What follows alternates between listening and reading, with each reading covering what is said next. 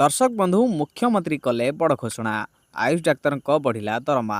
एकाथरके बढ़ीगला एतिकी दरमा टंका। तेबे कौन रही पूरा खबर जानिबा ए भिडियो से भिडियोटी को शेष जाए देखा सहित आम चैनल नुआ थे सब्सक्राइब करी पाखरे थिबा घंटी चिन्ह को दबाई दिंतु जहाद्वारा ये नुआ नुआ खबर आपण सर्वप्रथमे जानिबाकू पाइपरिबे।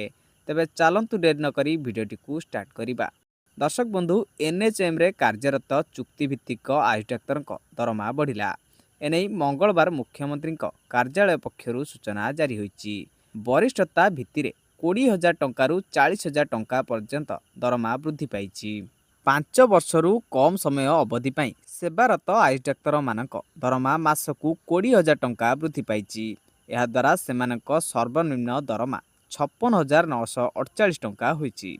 सेहीपरि 5 रु 10 वर्ष मध्य सेवा करिथिबा डाक्तर मानक दरमा मासकु 25,000 टंका वृद्धि पाई 74,467 टंकार पहुंची। सेहीपरि 10 रु 15 वर्ष सेवारत आयुष डाक्तर मानक दरमा मासकु 30,000 टंका वृद्धि पाई 80,467 टंका होइथिबा बेले 15 वर्ष रु ऊर्ध्व सेवा पाई आयुष डाक्तर मानक दरमा 40,000 टंका वृद्धि पाई 91,467 टंकार पहुंची। सूचना अनुसार राज्य में वर्तमान 2,912 जन आयुष डाक्तर नियोजित अछंती एवं एही निष्पत्ति द्वारा राज्य सरकार वर्षकु प्राय 1 कोटी टंका अधिक व्यय करिवे। एही निष्पत्ति द्वारा राज्य में आयुष स्वास्थ्य सेवार अधिक उन्नति आसिबो बोली मुख्यमंत्री आशा प्रकाश करचंती। तेबे दर्शक बंधु यह संपूर्ण खबर जहाँ आपण ए वीडियो जानिबाकू पाइले।